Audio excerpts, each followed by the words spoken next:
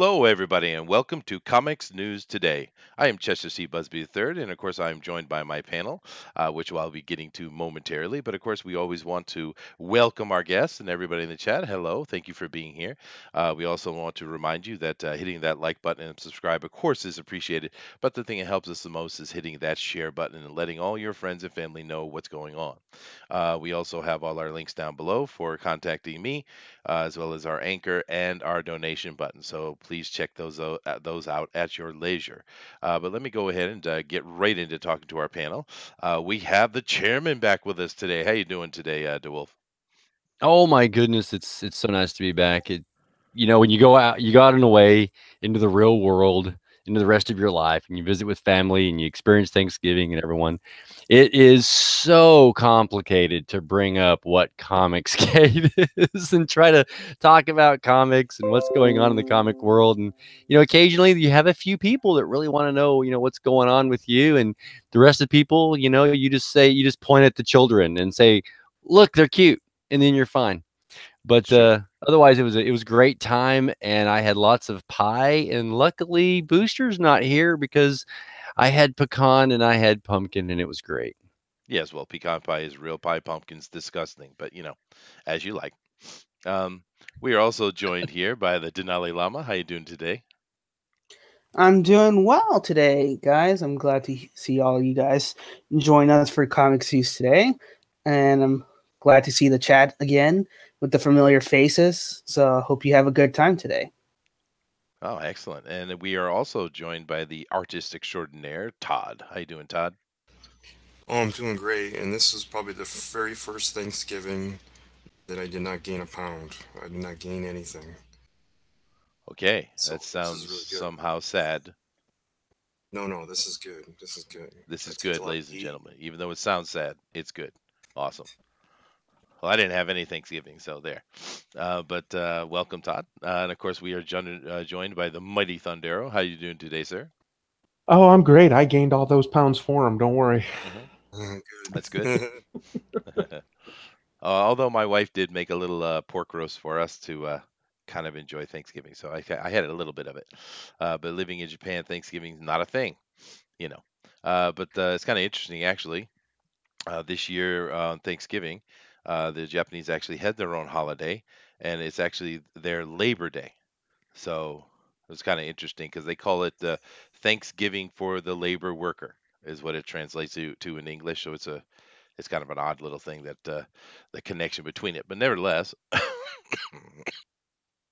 I thought it was interesting that DeWolf had mentioned Comicsgate because, we don't mention that over here very much. We are certainly affiliated with the greater world of it, but we're more pushed the indie revival, right? That's something we're more interested in than that. And I find it very interesting, DeWolf, that, Ethan says he's no longer Comicsgate. I think it was Mindy Wheeler had said she's no longer Comicsgate, and Mike Miller's not at Comicsgate anymore. So I guess there is no more Comicsgate. I mean, what's going on? Oh, there's just things going on, right? There's people, there's different opinions about it. And when you have a community that is organic like this, and people have live streams and YouTubes, they get on, they talk about different things and how it's going. And there's often times where you've got a community movement like this that's built on different, I wouldn't say societal precepts, but heck, it's also built on business. So there's just so many things getting together with people and opinions, and different personalities are involved. That eventually, things morph. And we had been talking about this not being really a Comicsgate movement at this point. Yeah. It's funny because Ethan had talked about maybe we're moving into a phase 2. And, you and I have talked before that we're actually beyond the phase 2 in our opinion, because phase 1 was back when you had the original reviewers going on. Oh, help me out with the Doug Ernst, Captain Cummings, people like that. Yeah. And so that was the phase 1. Phase 2 came out when they were pushed to make comics, and then you had the actual comics, in indie, I wouldn't say indie movement, the comic artists and writers, coming out saying, hey, we're part of this movement. So now you've got the reviewers, you got the fans pushback, the DC pushback. now these other guys and coming out. That's really phase 2, and I think phase 3 we're on the cusp of that already. Now with the whole revival of comics. I'm back in comics. So many people are now back into comics. We want comics. We're buying independent comics, and that's where we're going. Well, you know, To I've say always we- said, no, I've always said to from the say- beginning that we are just comic fans, and I've said this many times.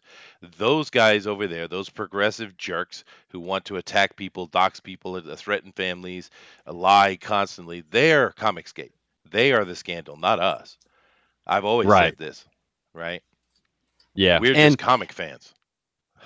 And to say this idea about leaving Comicsgate too, you know, there's a Comicsgate that is a community that's had the finger pointed at them, and it's going to keep on going.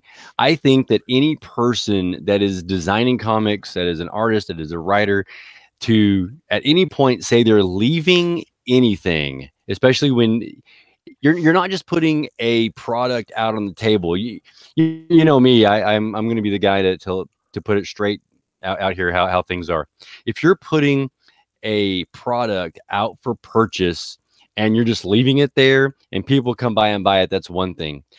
But when you have a community built on YouTube, on Twitter, there's a lot of social engagement, and you want that, and you want to be able to sell merchandise through this constant contact with the fans, and then you say, well, I'm not that. Well, that all of a sudden that removes you from the ability to make a sale. So my advice, which is what I like to do for Fanspeak, my advice for anyone is never say that you're not a part of something. Say that you're a part of everything so that you can sell to everybody and make everybody happy. Yep. No, I agree with that. Well, let's come over here and say hello to the chat, and then we're going to jump right into the news, guys. So over here, I see that we have, of course, Joshua Hughes claiming the chat as usual. Jordan is here. Kat, hello, Kat. We have, of course, Thundaro is in there guarding the chat very carefully, so be careful, everyone. We have, let's see, any new faces here. I just got some new Thunderbolts in today too, so I'm itching to use them. Oh, sweet. All right. Watch out doubly then. Muttman is here. Hello, Muttman. We have Jimmy Ortiz is in here. He says, evening all. Well, evening to you, sir. Tank Ferret is in here. I don't know why he's not sitting up in the panel, but hello, Tank. And we got Valenid in here. Hail Raven, of course. Hail Raven. Nice to see you in here, Valenid. Yeah, I think that's pretty much everybody who's chatting anyway. But happy to see you guys, and just keep in mind that any questions or comments, just go ahead and say it, and we will read them off. And as a matter of fact, Valenid has something here I will read. EVS was basically told he was a creator and Comicsgate are just the fans. So he said he'll just create all caps. Yeah. I think it's fine. I think he should have done that a long time ago, to be honest with you. So good for him for doing that, really. And Jimmy Ortiz says, a bear with a sax is scandalous. It can be. It can be. All right, guys.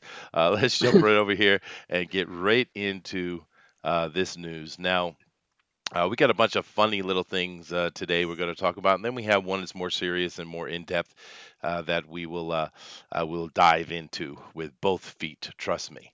But this right here I just thought was cute, really cute. Captain Marvel's Brie Larson proves she is worthier than Chris Hemsworth. She does. Okay, let's check it out. Oh, look, there's like a little video. She sent it to Chris Hemsworth. Now, these little things they do between each other, the cast and crew or just actors, I think it's cute. There's no problem with it, but the video is hilarious. Okay, there she goes. Oh, and she's going to do she's going to do it again. So she's swinging a hammer.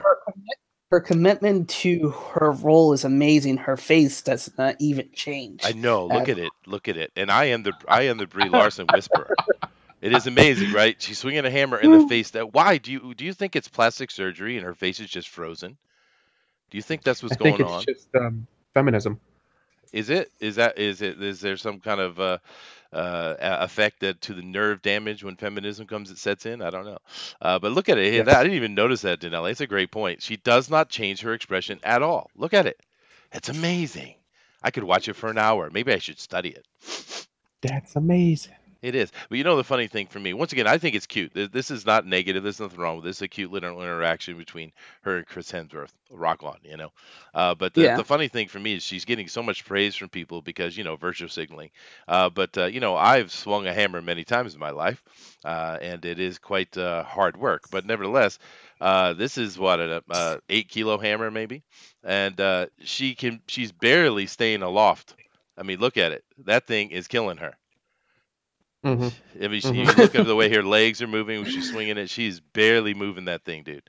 And for me, it's not a heavy, but I'm a big giant bear, so it's not a heavy thing Well, for look, me. But look also how high up she's choking on it. she is, dude. She's right there by the head of the she hammer. definitely is. Yeah. Means it's really heavy for her. It is. It is. choking the hammer. Okay, no, Denali. Is that what you said, Thundaro? That's what it's called. I didn't name Well, it that. he's correct, and Denali is bad boy.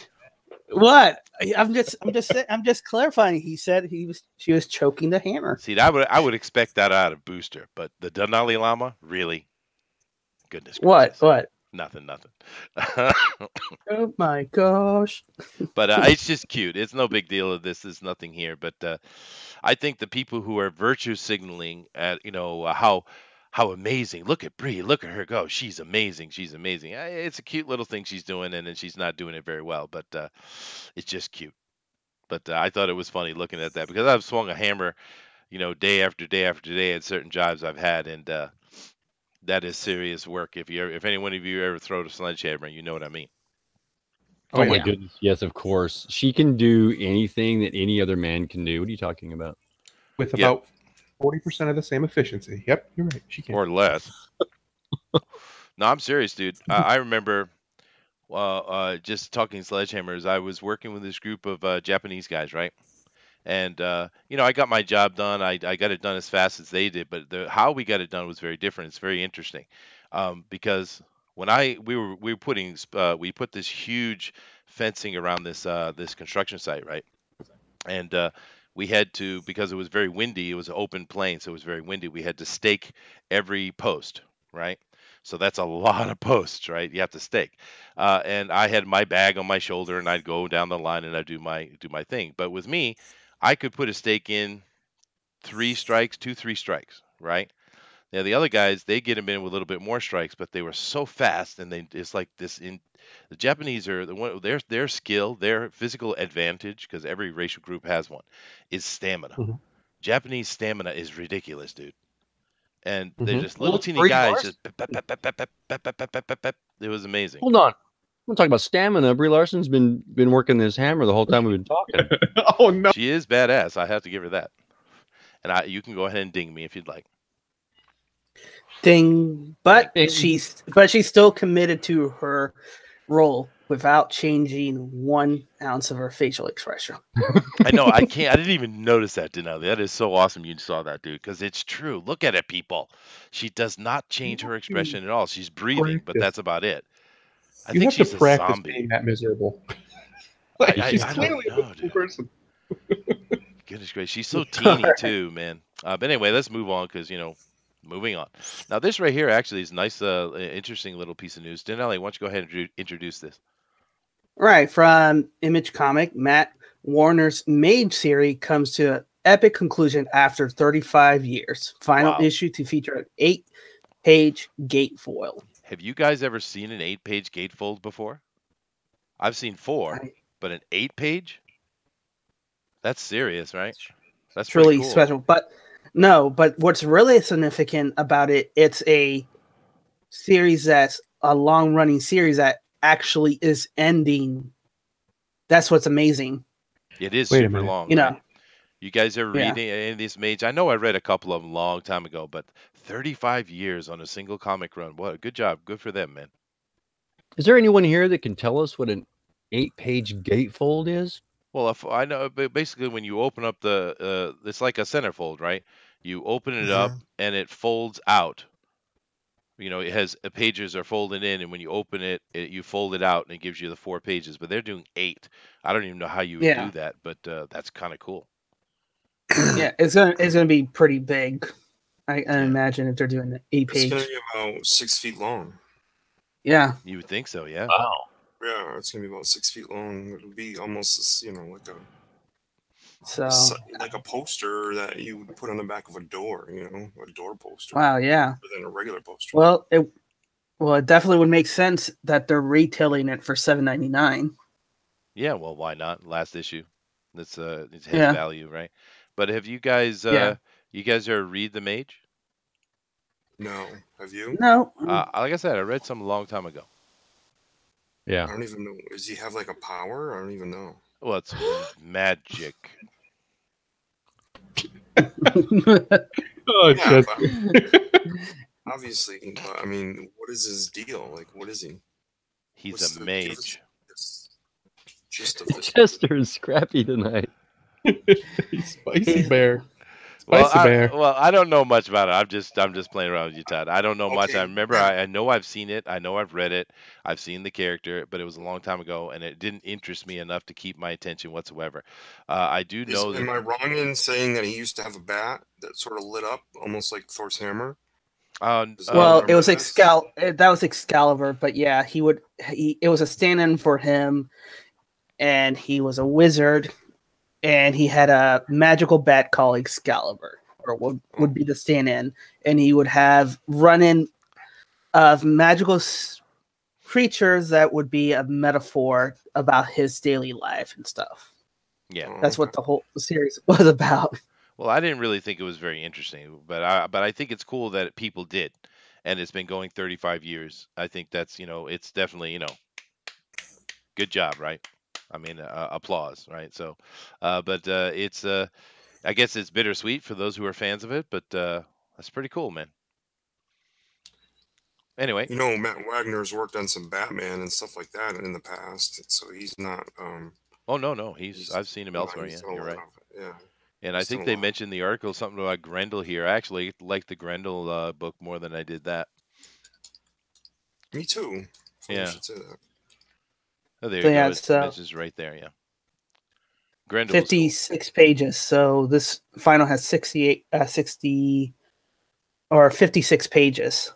So pretty decent for $7.99 and 8-page gatefoil. But yeah, something interesting to remark. Story actually ending, because I think what's kind of killing the comic book industry is that they continuing story, prolonging stories that, every character has a story, but there's an ending to that story, and they should end the story, Okay. and let it die for a bit. But moving on to the next news. I will, and I am going to move on to that. But Argos Creation, Bill over here, actually has some interesting information. He says 10-year break between story arcs, so 20 years off. Ooh, so it's not actually consistent 35 years, which is probably why it's not jumping in our head. He said he read all of them. He also says that he wasn't a wizard. He is the King Arthur. Well, there you go. Okay. Sweet. Stand Thank you corrected. very much, Bill. Very much So appreciated. it's a lot of allegory, is what this really is. Probably, yeah. But all right, guys, I'm going to go to the next one, and I want you all. Are you ready? Are you excited? You guys got your energy up? You got your masculinity on? Are you ready? I got my balls tight. Oh, I don't know. Your what? His balls are tight, Todd. They're tight. Booster's not even here. Oh my God, it's like he's here anyway. It is. It's like you've been possessed. Okay, here we go. Oh, look at that GQ style. Now I have a question for you. I've actually never read a GQ in my life, but I did understand that it was Gentleman Quarterly. Am I wrong in that? No, that's okay. So yeah. So is Gentleman Quarterly for? I guess it means just gentlemen in general. So you don't have to be straight or gay. It doesn't matter. I guess is that the point? Well, now you pretty much just have to be gay. But yeah, that was the original idea. Oh, okay. Well, let's take a look at it. You guys ready? It's because Ezra Miller is going to show you that he is a fashion god. Oh boy. Oh, look at Ezra Miller. Ezra The Miller. more you see him, the more you go, yeah, it is Johnny Weir. It is. Yeah, you're right. It's like, oh, look at that. Look how sexy. Look at the fashion. He has gloves that are actually part of his shirt, which is incredibly impractical and something a man would never do. Thank you. Okay. Oh, yes. cat stripes are never ever been fashionable. They always look horrible. But hey, cool. Men also don't stand like that. Just No, saying. they don't. But super skinny men with chest hair who want to show it off do. It's like a Oh, boy. throwback to the 70s biker gay dude. Oh, wonderful. Johnny. Oh, Oh, sorry. Not Johnny. Ezra. Wow, look at that. Oh, God, man. Okay. It gets Women- better. It gets better. Oh, women- oh, women- oh. well, that makes sense. Yeah, it does. Oh, look at this. Oh, he's just a little boy. He's a little boy. I gotta leave the stream. Okay. Yeah, Okay. Come on. This I is might- fashion. You're being educated. Oh, Being look. something. Oh, look. Oh. He's emotional. He's kissing apples. Okay. Oh, look at that. Look at the fashion statement. Look at the fashion statement. Oh boy. It's awesome. It's awesome. We're gonna get the full Ezra. Everybody, full Ezra. Oh, look at that. Looks like, you know who that reminds me of is who was that girl that was in the Kill Bill? What's her name? Which one? Come on, the There's a main, the couple lead, girl- the blonde, the Uma Thurman? Uma Thurman. There you go. That just reminds me of Uma Thurman for some reason. Just look how sexy he is. Oh goodness gracious, Ezra. He's certainly flashing it all about. What is this? Is not fashion, Ezra. This is some Oh, that's just weird, cancer. Don't get me Can't- wrong. Don't get me wrong. I'll wear a kilt. Okay. I would. You wanna yeah. you want a GQ and you want to wear a kilt with the whole sporting thing and everything. I'm good. The socks that go up.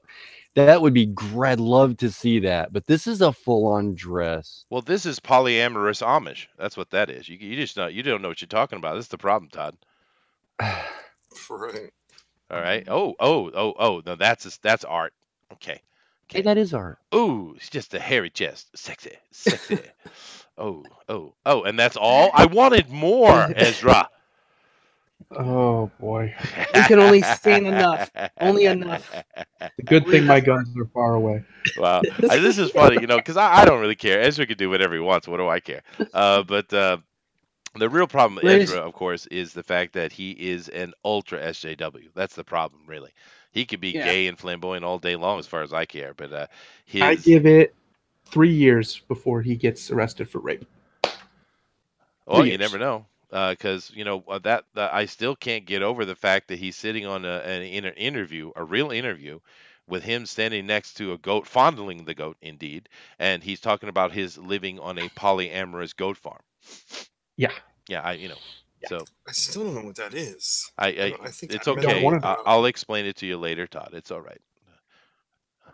Uncle Chester will take care of it. Don't worry about it. All right. Moving on. This Don't right here, die on us. this is a follow-up to what we had yesterday. So, Denali, why don't you go ahead and lay this out, man? All right, so the writer says all those news that's saying that Batman the Outsider title has been canceled was telling false news and is actually being delayed, and that's the actual story because they have to rework some of the story plot line from the current Justice League events and issues to the current storyline, so that's what's being delayed. So he has to fix it out, which means it's another reason that what is going on with DC that they can't tell a story without delaying comic books. What is the editors? This is the story editor's job to make sure that there's no problems with that. What is going on there? That's really what this article is telling me about. Not even the delayed. First of all, they're gonna say whatever they pick up, and they're gonna say it's delayed or denied or whatever. Well, that's one point, but the real point is this has been a problem with DC in this recent couple of years that they've been pushing back some of the books because the writers and the teams are not coordinated with one another, that they are forcing like other titles to be delayed. So that's my little rant about this article. Yeah. Canceled, resolicited. I don't really care. I think that's the problem. I don't care about Batman and the Outsiders. Anybody have any care about this or opinions? No. The only thing interesting, even in that little picture, is this weird looking thing off to the side here with the weird Batman logo. What is that? In the gold. Yeah, the gold. That's Ezra Miller. Oh, that is. You're right. Ezra making his appearance. And I see over here that Kat was saying, Chester, please no. And Jordan was saying no. And Jimmy Ortiz says, I could see Chester rocking some of that. Yep, this is straight out of Chester's closet. Okay, thank you. Thank you. All right, here we go. You ready? You ready? Okay, we're going to come back to it. Boom, shakalaka. There it is. There it is. More Ezra for you. That's what you get. I have to say that in defense's fan speak, I have to make this public service announcement. We just don't understand. This is a failure on at least my part. Okay, so that's just to put that out there. That's why we made joke. Yeah, no, dude, I don't care what he is. It doesn't matter to me. I only care that the problem with Ezra comes down to one thing. He is a hateful, toxic SJW. That's it. Oh, there's that part. I don't care he's gay, dude. I have had gay friends my whole life. I'm a freaking musician, dude. How many gays you think I've run in my life? I don't care. I have any problem with gays at all. You know, and I don't, like I said, I don't even mind the flamboyant part. Some of them could be quite fun, but it's a ridiculous. This is not fashionable. That was very ugly. And it's supposed to be GQ, Gentleman Quarterly. For goodness sake, guys, that is not anything I'd want to see in my magazine. And if I was a Gentleman Quarterly subscriber, I'd be like, hey, what is this? This is supposed to be a men's magazine, because that's not men's fashion. That's women's fashion. That's what I would say. Well, Argos Creations is going to save us and say that the character in the gold and black armor is the son of Lucius Fox, known as the Signal. Well, see, that's kind of cool. I always liked the Lucius Fox character. That was kind of cool. Yeah, I like the design. It's the only thing on that's interesting. I like the design of his character. It's Yeah. really nice. Fabulous. Yeah, but as far as DeWolf trying to lay it out that we're not attacking the gays, no, nobody here cares that he's gay.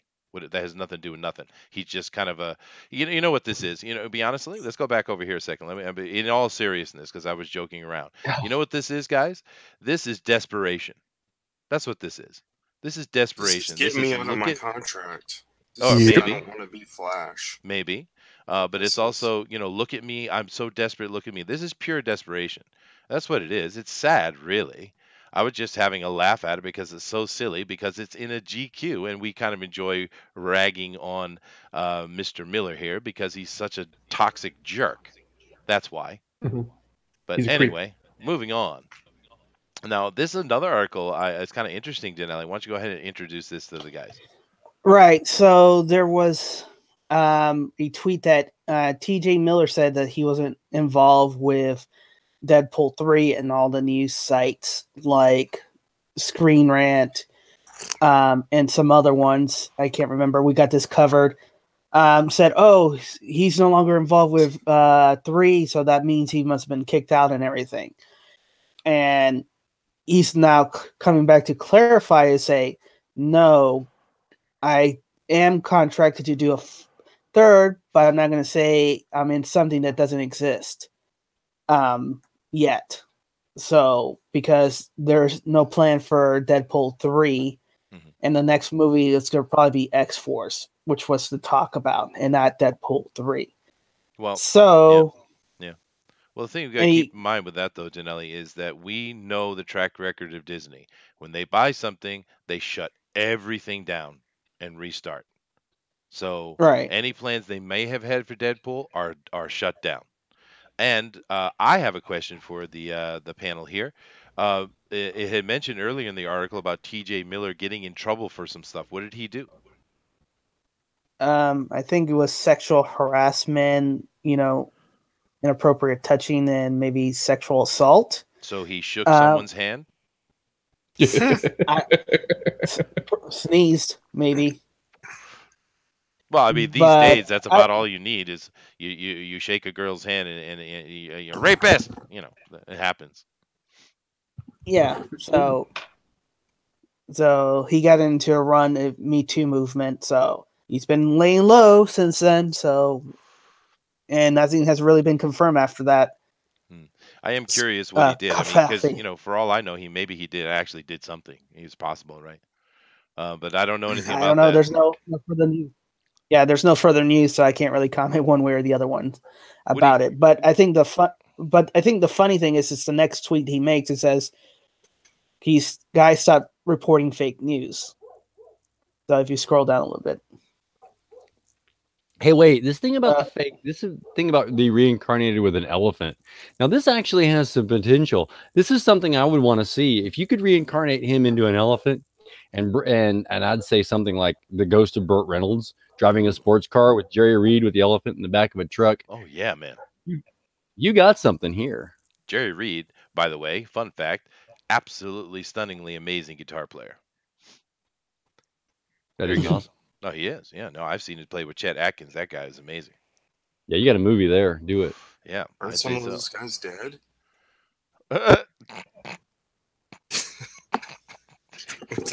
Some guys are dead. So what, dude? We can still appreciate them from afar. It's just extra far. extra far. What was but, it? You said for a medium. Yeah, exactly. Yeah. What do you guys think? I guess the kind of question that will come out of this then is, what do you guys think about the future of Deadpool now that Disney owns it? You know, what do you think's going to happen with it? I don't think they'll mess with it because it's not broken. Yeah. It won't fix. You know, I think they'll just let it exist for a while until it breaks itself. You know, which it eventually probably will. Well, what did you guys think about the second movie? The first movie was a lot of fun. I liked the first movie a lot. Yeah. I think it was a bit too gratuitous in certain areas, but I liked it. The second one, I didn't like much at all. What did you guys think about it? We talking about Deadpool? The second one was it felt like they were trying too hard to not be what the first one was, which was just fun.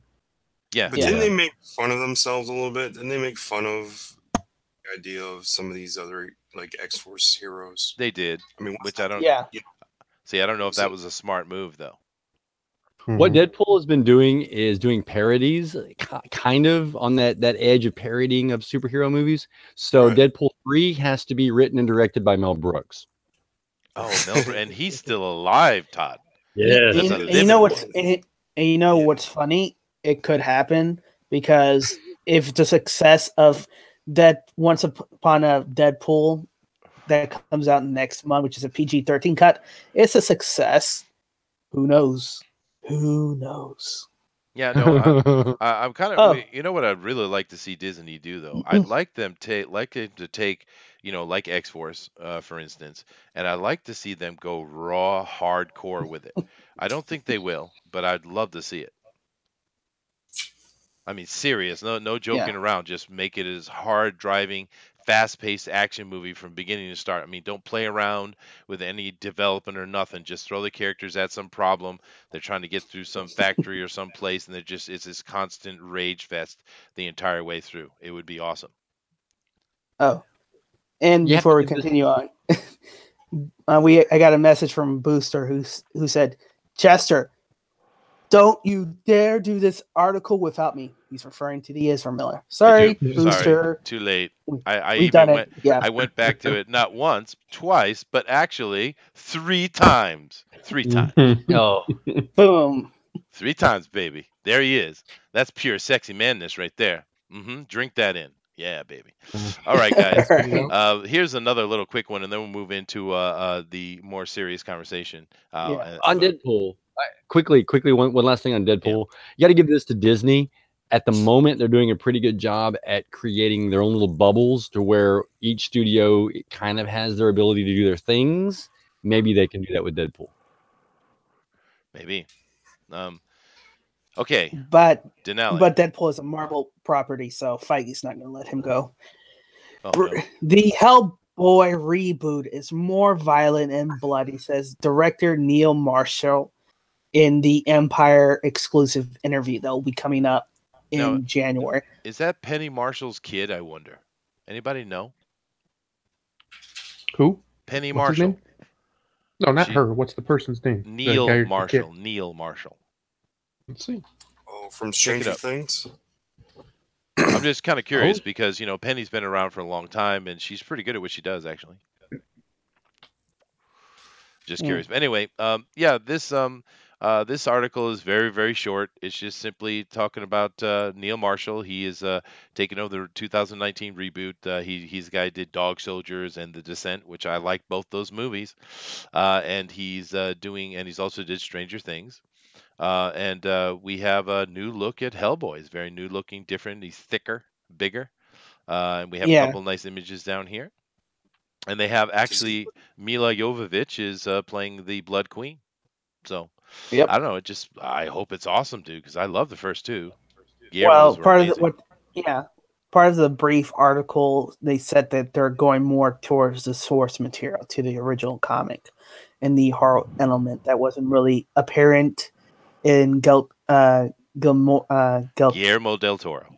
Yeah, Guillermo del Toro's films. So that's where the more bloody and gore is going to come.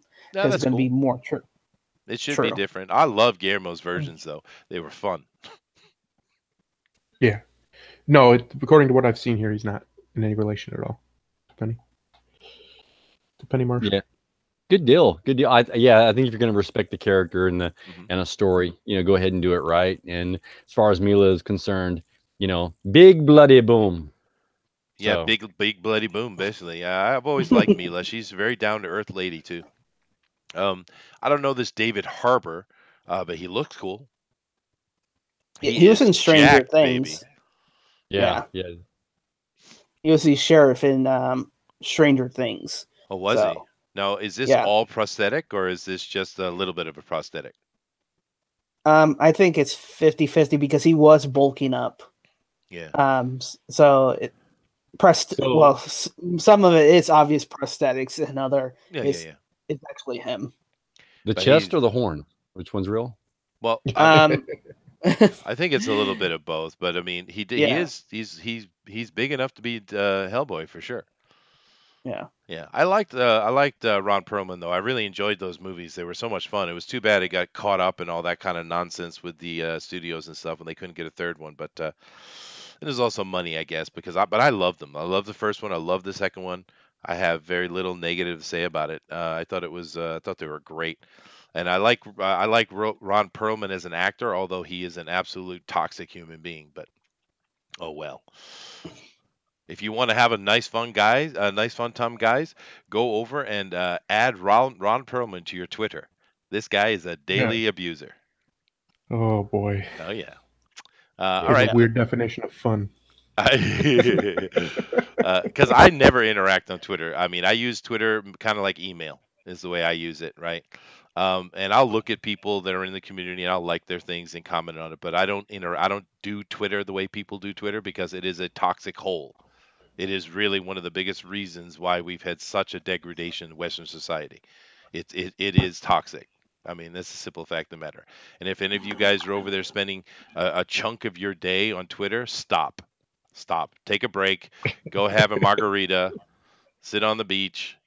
Relax. Because Twitter is an absolutely horrible place. But anyway. Argo's Creation says Neil Marshall is a Brit, not from Milwaukee. So, no. Okay. Well, there you go. I'm just curious because the name, that's all. Because Penny Marshall, she's from, of course, I first time I probably saw her was Laverne and Shirley, which was a great, funny show. For any of those you guys say that women can't be funny, yes, they can. Go watch Carol Burnett. Go watch Laverne and Shirley. Funny stuff. But she became quite the director and producer. She's a very accomplished lady. She's actually what Kathleen Kennedy wants to be. I said it. And I shall defend Penny Marshall? Yeah. Penny Marshall's fantastic. She's a legend. Yes, she is. But I mean, she is exactly what Kathleen Kennedy wants to be. But Kathleen Kennedy is not that, is the problem, right? But anyway. And John Diller says, Chester never likes my stuff. What do you mean I never like your stuff? Because you're gaming the system, John. You'll never be liked. Oh, see, I didn't say that, John. That was He did say it. He did say it in private. Okay, all right, well, maybe, but no, of course, we're always happy to have you guys over here in the chat, and I see a lot of comments and good Hellboy, good idea. I see pretty good at drinking Pepsi and milk. Killing Joke movies going on over here. Yeah, you guys got a bunch of conversations going on, and John is putting a lot of stuff in there. I don't know what he means. I don't like his stuff, because I do like your stuff, dude. I think you're an amazing artist, actually. So yeah, moving on, and this is going to be our last thing. I think I will come over and I will talk a little bit about Indiecron in and of itself before we leave. But this one here we need to talk about. Breathe. Zen. All right. Thank you very much. Now, here's the thing, guys. I'm going to put this out here, and then I'm going to let Denelli introduce what's going on in this article. But we've been talking about Tom King, Bendis for a while, and things we're doing, and we don't like it, right? We don't like what they're doing with the characters. But here's the thing: we haven't really got to the heart of it, and we're going to do that today. The problem over at DC is very simple. His name is Dan Didio. That's the problem. This guy has an agenda. He has a vision of what he thinks comic books should be. He thinks that comic book characters are not interesting if they're married. He thinks they need to be young and angsty. He has this vision of what comic books should be. And the problem is the majority of us don't like his vision. But he doesn't care. He doesn't care what you say. He doesn't care how much you complain. He doesn't care what you do, because he's right and you can go to hell. That's Dan Didio. All right? And Bendis and I think in a way you could say he recruited King. They are his thugs. That's what they are. Bendis was brought in as Didio's thug to do his bidding, and he's doing it. And they have destroyed the marriage between Superman and Lois. They have taken the wonderful Super Bowl boy run, which we had Art Thibert was doing the art on, and ruined that. That was a great run. They've destroyed it. They got Tom King cracking at Batman all the time, trying to destroy what he is. This is Didio, guys. This is Dan Didio is 100%. And until we make enough noise at DC Warner Brothers to have them get rid of Didio, this is not going to stop. It's not, because he's the problem. He is the problem. And we haven't really got at that directly, and I want to talk about that a little bit today. So, Denelli, go ahead and introduce the article, and we'll have a conversation.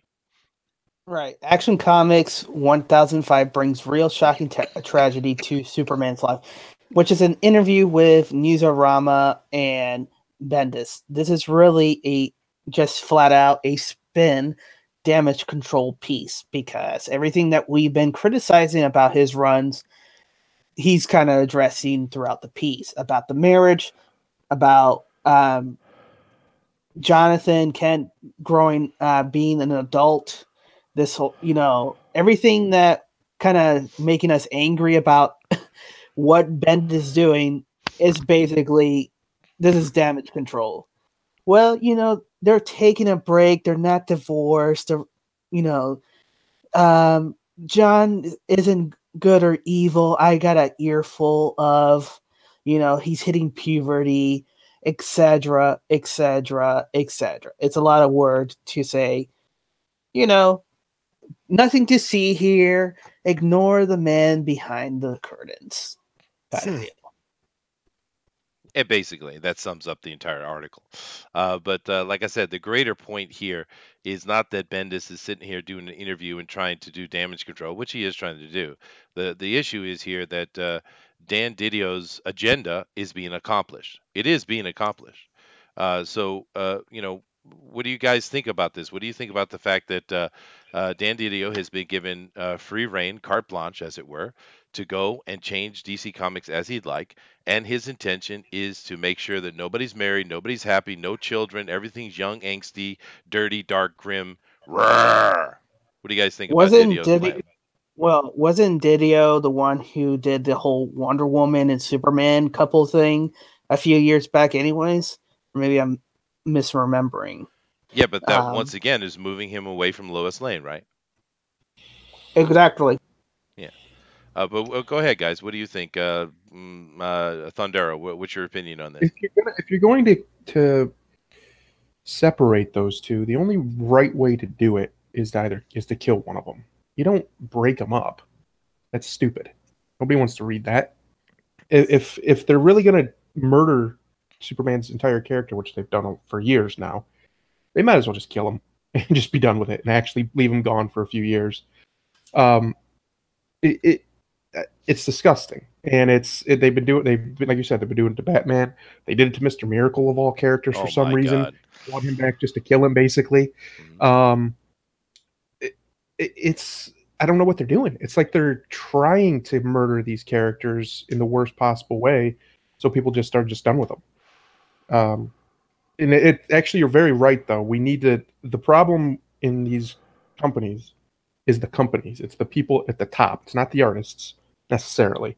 It's the people making the decisions. So people like to blame the individual artists for the way things happen. Nothing gets out there that they don't want out there, that the upper people don't want out there. And they're getting their marching orders from someone above them, and someone above them is probably getting their marching orders from someone above them. So with Marvel's issue really is Disney. It's a whole other topic. But you're 100% right. This is a serious issue from the top down. It is. It's not an issue of the artist just has bad ideas or something. They're pushing an agenda. Oh yeah, but understand, Bendis was very happy to comply, dude. Of course. I don't know about King as much, but Bendis is happy to come over and wreck things because that's what he does. He's kind of, Bendis is kind of like Rian Johnson in a way. Because he thinks everything should be constantly turned upside down, and we should look at the political side of it. He's such an anarchist, and I mean that in not the actual meaning of the word, but in the misconception of the word, like the punk anarchist. That's what he is, right. And he thinks everything should be torn down and twisted because it's cooler that way. That's Bendis, right? If you ever listen to him talk, that's exactly what he is. Oh yeah. It's a shame because right now, in all honesty, this shouldn't be happening, especially in comic books. Right now, what our culture needs is, just period, all over the world, we need some hope. We need some inspiration. We need characters like Superman to be like Superman. We need Batman to be like Batman. DC, especially, in my opinion, is the embodiment of that, of these core basic human ideas of hope and discipline and things like this. That's what Batman and Superman are. And they obviously either just don't want to do it for political reasons, or they're incompetent, or they're bitter in Tom King's case, or they're just stupid. Like, there's no other way to describe it, and they're not going to stop until they're demanded to stop, until basically they're forced. Why do you think that group of people hate Superman so much? I don't know. It's, in all honesty, DC's been at war with just the very idea of Superman for a long time. Yeah. They do not like even the concept. It's sad that Japan manga can do a Superman character better than they can, and that's with One Punch Man. He's a much better of what Superman basically should be, as far as his power level. Like, he should be powerful, and it's okay to be powerful. They're terrified of having him be powerful. They're terrified of him being the embodiment of hope, which is what he basically is. I have no idea what they're so afraid. Yeah. Maybe they just hate hope.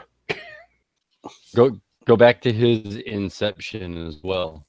It's the same era that spawned Captain America, and we see what happened with him. Oh yeah. You have to tear down these this ideology of the 1930s, 1940s, the greatest generation, the people who can fight evil and have hope and build something for the future. Yeah. No, I think it's a fair point. They hate anything that represents good because this kind of runs into a simple problem with these progressives, and I use the word progressive because it's the appropriate word, right? These people, they can never win an argument because they're never right, and they know it in their heart. And that's why they're always throwing around these words like Nazi and fascism and misogyny and et cetera, because they are guilty of it. And because they're guilty of it, they assume everybody is guilty of it, or they desperately need everybody to be guilty of it. And that is the problem. And anything that is a symbol of good, like Superman, must be destroyed. Because, a lot of people don't talk about it these days, but you have to understand that Superman went way beyond being a comic book character. He is an American icon.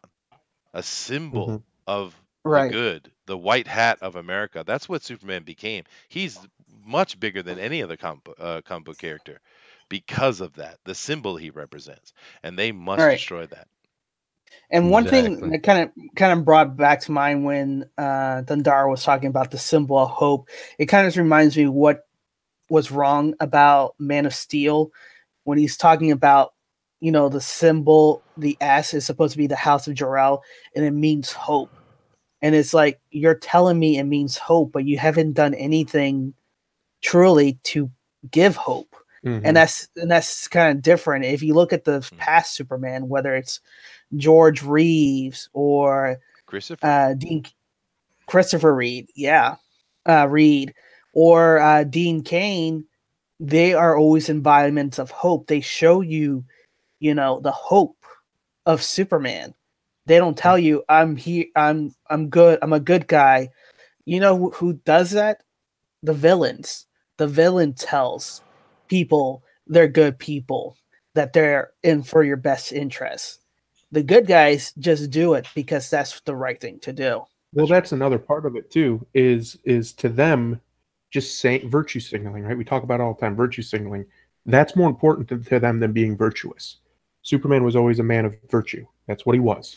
Period. At the end of the day, he was a good man who stood up for what was right. Mhm. They don't understand that. It's something that's foreign to them because they're not good people. In their heart, they're not good people. They're full of bitterness and envy and hatred.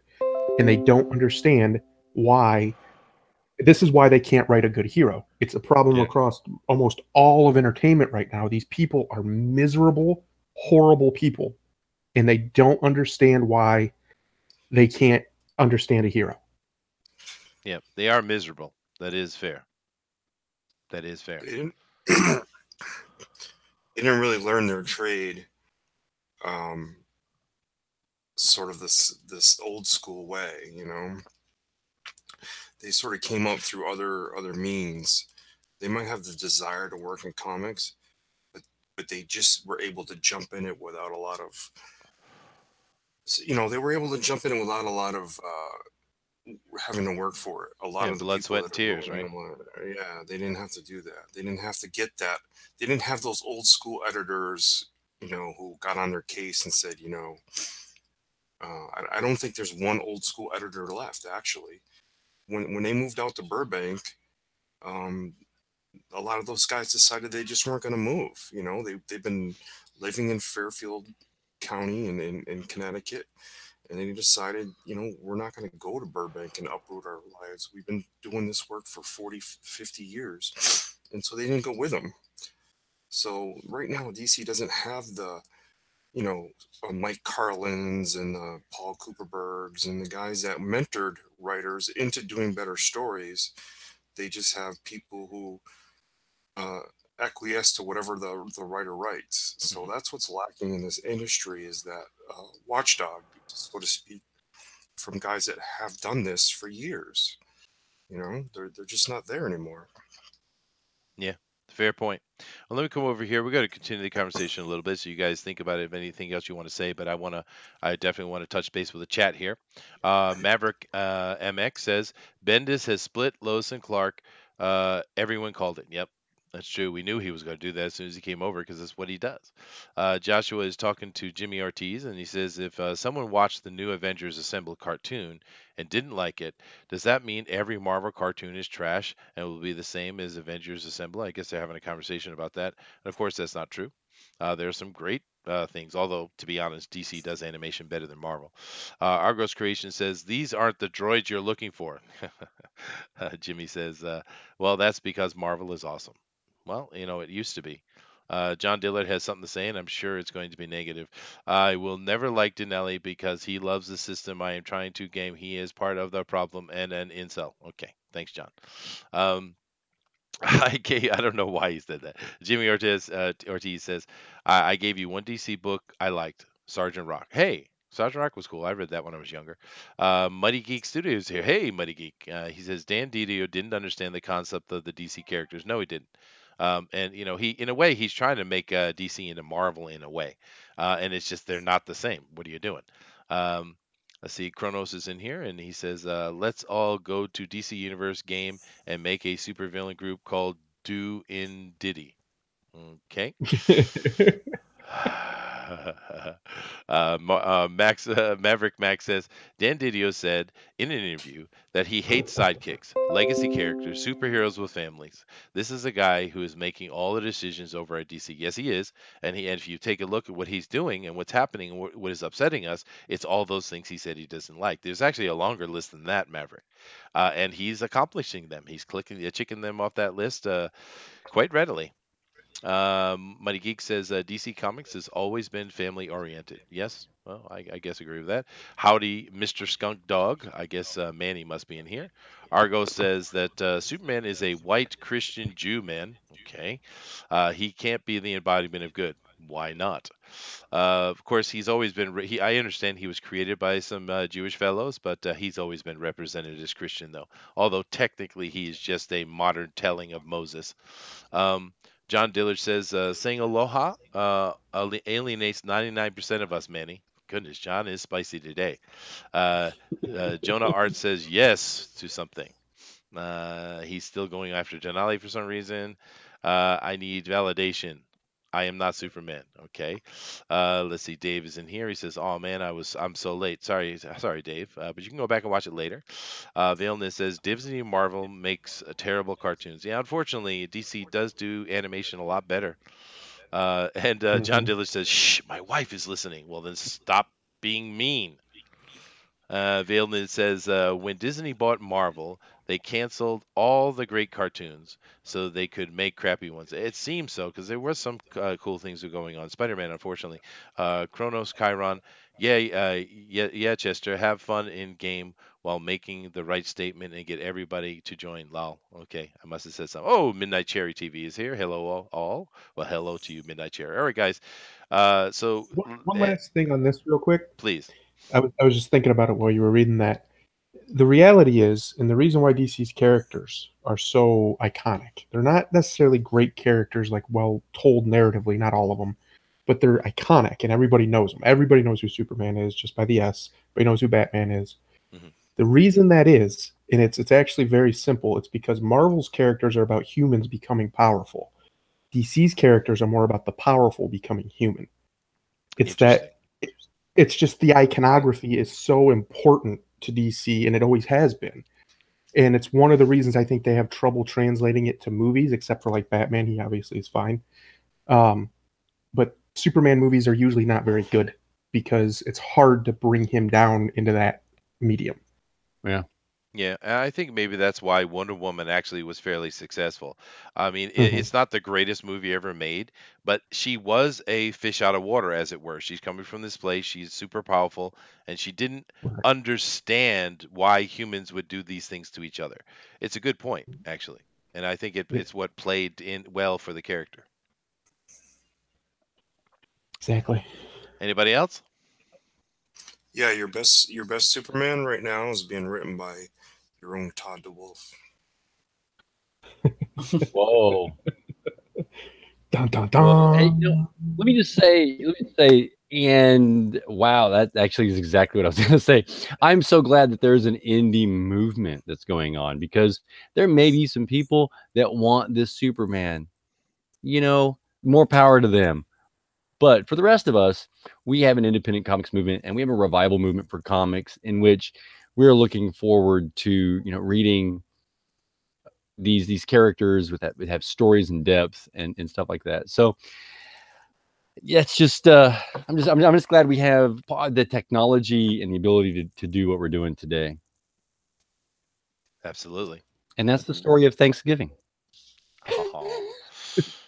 Oh goodness! All right, guys. Well, it's the ability to shrink our divide that helps creators come together and be able to be a part of this movement, whereas that wasn't possible years ago.